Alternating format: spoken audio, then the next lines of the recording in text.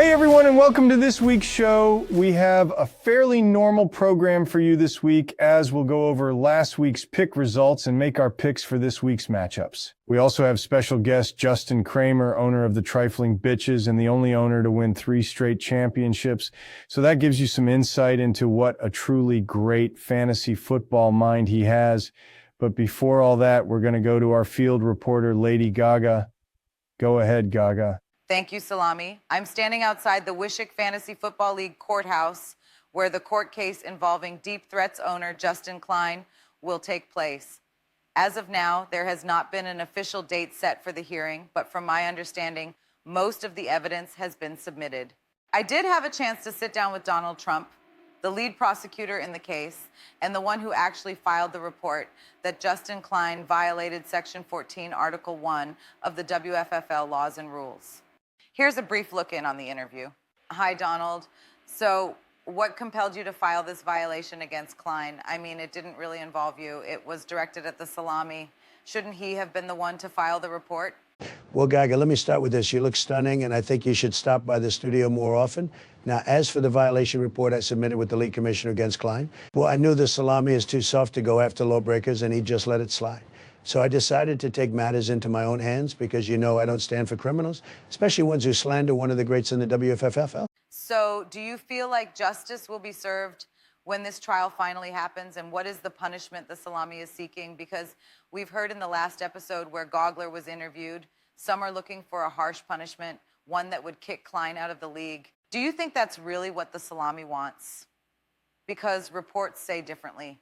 Some say the Salami's chosen punishment would be for Klein to wear an embarrassing shirt that would have some funny and embarrassing fantasy football saying on it. Something like, I bench stars so you don't have to. Well, Gaga, like I said, the Salami is soft, and that's why I intervened. Klein's trash talking is amateur at best, and as Gabler said, he's been a stain on the WFFL since inception. So I guess we'll have to wait and see what happens when the league commissioner's gavel falls to render the final punishment. Now, remember, that was the lead prosecutor in this case. I did reach out to the defendant's lawyer as well, but they denied any comment at the moment. Honestly, I'm not sure they have much of a defense since it's all on record during Klein's interview on the show, but I guess we'll see. Back to you, Salami. Thanks, Gaga. Donald, what the hell? Don't you feel having Klein voted out of the league is a bit harsh? You're just running with what Gogler said in his interview, but remember, if you look at Article 3 under Section 14, it clearly states I get to choose the punishment. Let's be honest, Salami is so soft, you'd hand out a punishment like it's a hug from the Downy fabric softener stuffed bear you see in their old commercials. I've seen pillows tougher than the consequences you come up with. Whatever, Donald. When Gogler finally rules on this, I will make sure the punishment is one I submitted. Now let's move on from this insanity. Lebron, you want to give us last week's results? Yes, I can, big guy, and congratulations on winning your first week. I mean, you tied with Donald for the week's best record, and it's totally like kissing your sister, but yeah, congrats, buddy. Yeah, no crap. Tying with Donald is like that. Heck, it might be worse. Yeah. Okay, here we go. All Batmans beat Klein's Prison Pocket, 135 to 113.5. Not good for the equalizer. Not good. Deep Threats beat Russ's Rumblers 151 to 101. Team 23 bouncing back last week with a win over Who Dey and the Blowfish 156.5 to 121. Dark Bittner barely squeaks by the Mustangs 158.5 to 150. And Tight Fit beat the Trifling Bitches 186 to 176. I'd just like to say that as tranquil as my soul is, I'm getting a bit frustrated with these owners. Week after week, they close their hearts off to my flow of energy. Yeah, I get your frustration, LeBron, but at the same time, you might be putting too much of your soul and time into these picks. Remember, this is just for fun and a little cash, I guess, but still. You know, I'm surprised, Salami, you don't strike me as a loser, but those are true words out of a loser's mouth. Just for fun. I mean, if you're not winning, you're losing. Nothing is just for fun. Hell, I'll beat the pants off my grandma in cribbage just so she can't call me a loser. A loser. Yeah, okay, Donald. Anyways, how about we do Kramer's interview? You and LeBron had some questions for him, I believe. Stewie, can we get Kramer on the line, please? Yeah, well, you know, I killed it in the interview last week, so I figured I should probably do the rest moving forward. And I don't really like Kramer, but baby boy Lebron wanted to do his favorite owner. So, yeah, we got a few questions for him. Okay, I got him on line one. Hello, Kramer, and welcome to the show. Hey, guys, I'm happy to be here. Big fan of the show. Yeah, I can tell I already don't like the sound of your voice, but I'm the best guy for interviews. So I guess here's my first question for you. So you came into this league like a wrecking ball, winning 3 straight championships in 2012, 2013, and 2014, which is no small feat in a league this competitive. But it's been a bit of a drought since then. What do you think has changed in your approach, or has the league just caught up to the dynasty you built?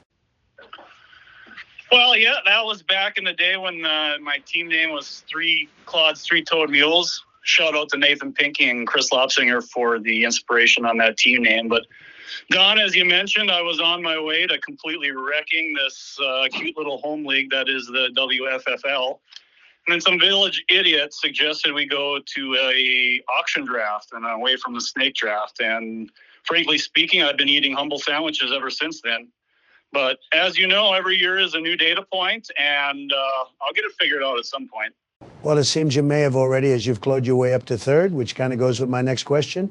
When setting your lineup, what factors weigh most heavily in your decision-making? Do you lean more on projections, matchups, or gut instinct? Well, Don, I'm sure you've noticed that year in, year out, I lead the league in bench points scored. So obviously what I'm doing is not working. Hella Monkey would probably not do any better than I, or would do probably better than I am. So I pretty much outsourced all of my lineup decisions to Uncle Rico and Justin Klein. And they're doing just fine. Speaking of that dirtbag Klein, I mean, what's your take on the violation Klein made of Section 14, Article 1 against WFL Hall of Famer Dave Salami? Well, with all due respect, Don and Salami, I think the accusations are frivolous, pretty much unfounded, and flat out just aren't true. But even more importantly, every poker table needs a mark, easy money. And by pushing Klein out, we eliminate WFFL's best mark. And I'm not going to sit here and let that happen passively. So I've organized a defense campaign to assemble the best fantasy litigators available. You can go to GoFundMe and search Going Really Deep. And a little side note, make sure you're on GoFundMe's page first. Don't just type in Going Really Deep in your search engine. You'll lose 2 hours of your life, I promise you. But anyway, I encourage other owners to donate some money, and we'll fight to keep climbing the league. That's my stance.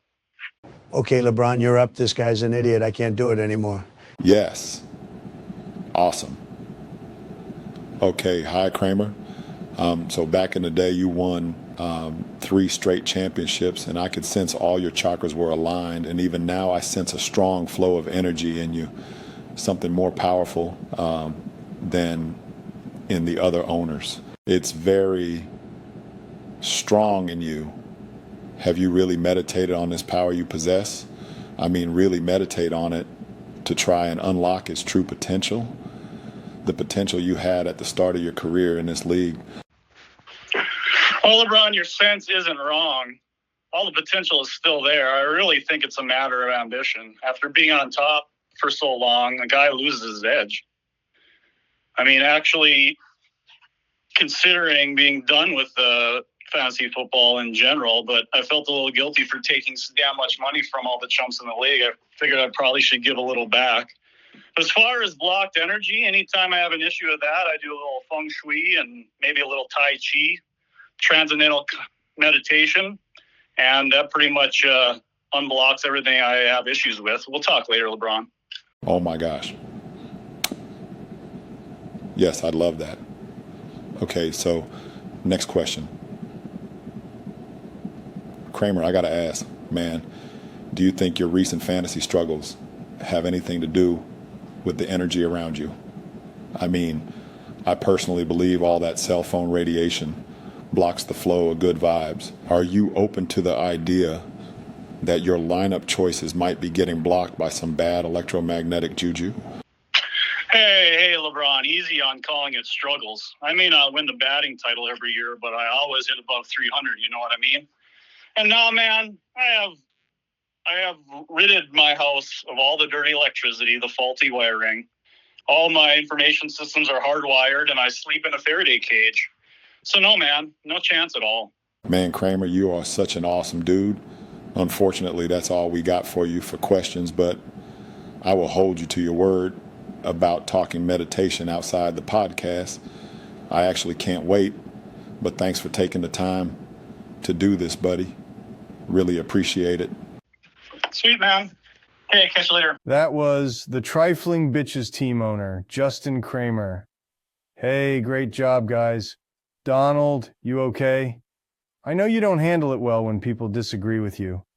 You need a paper bag to breathe into? Whatever, Salami. It's sad people don't take serious matters like fantasy football law breaking seriously.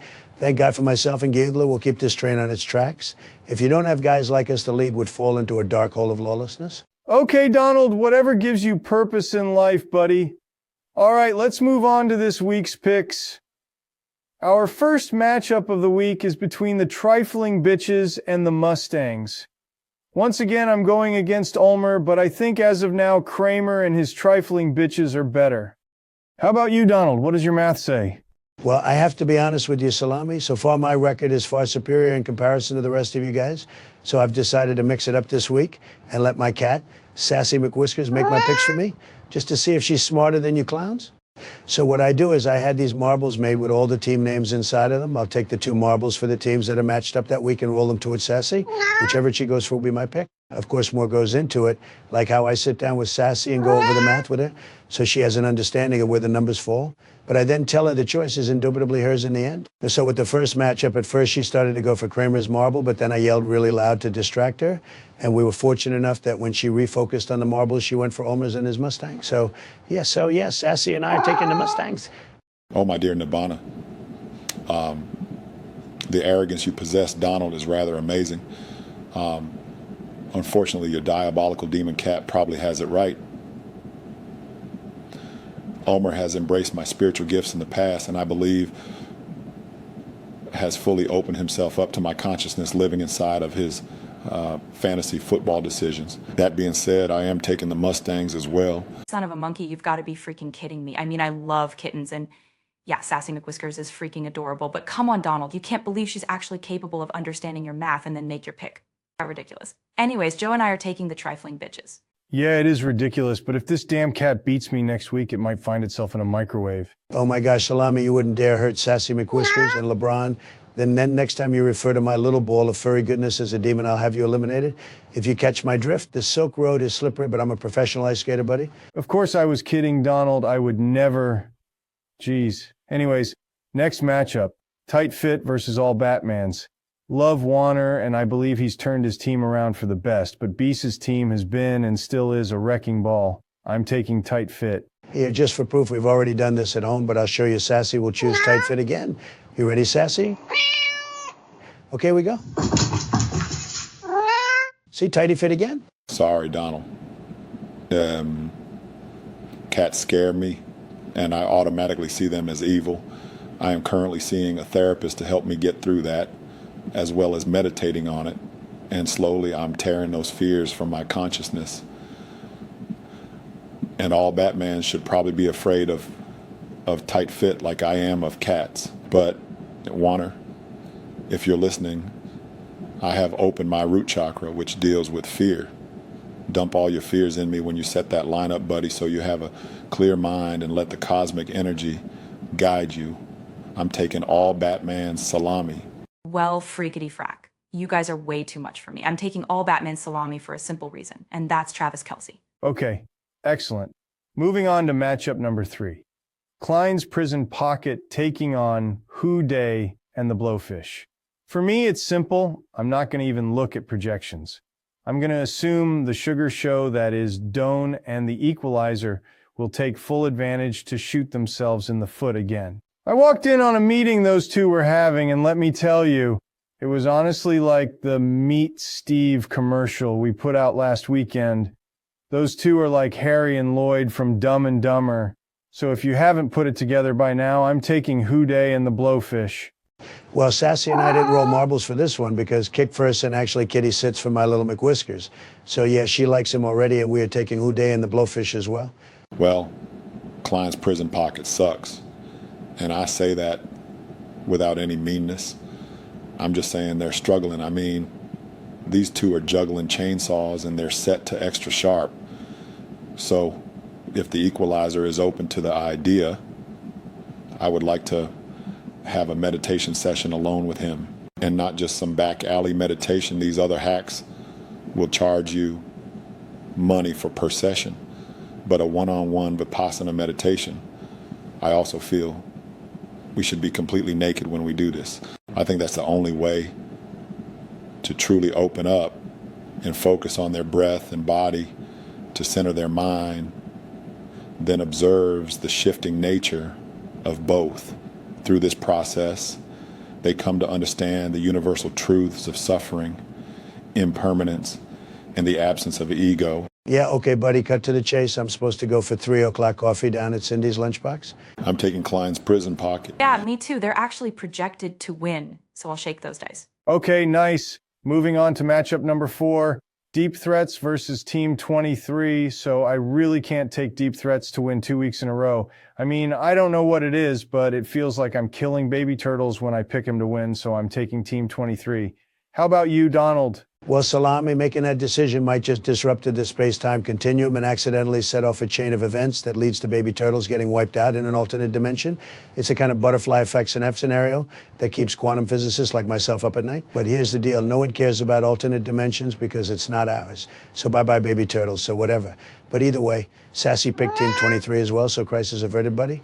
The choices we make send ripples through the unseen dimensions like stones dropped in a vast cosmic pond. These ripples, whether born of light or shadow, travel through realms unknown, only to return and shape our own.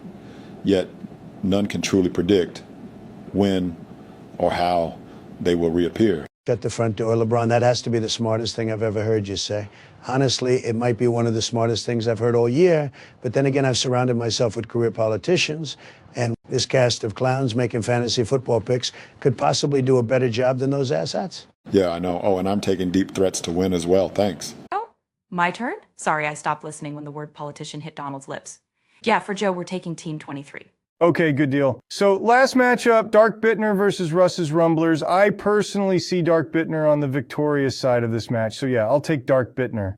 Russ's Rumblers? Yeah, right, more like Russ's Fumblers. Sassy and I will take Dark Bittner. I believe it's clear. Dark Bittner is aligned with powerful Scorpio energy this week, full of intensity and strategic focus.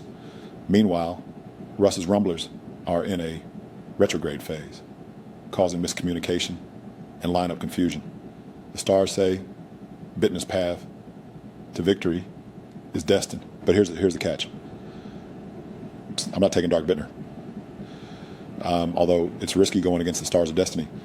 I feel my powers have grown into harmony with those said stars and can change the path's trajectory. So I will take Russ's Rumblers. Locked in. Final choice. OMG, wow. Like I said, I go to this thing called the internet. I ask it questions pertaining to football. Fantasy football, to be exact. It then spits out information to help me make a decision. This time it told me Russ's Rumblers. Honestly, I don't believe them, but I'm sticking to it. Okay, and we finally found it. The end, that is. Cue the music, Stewie. We're done here. Good luck this week, everyone, and let's go.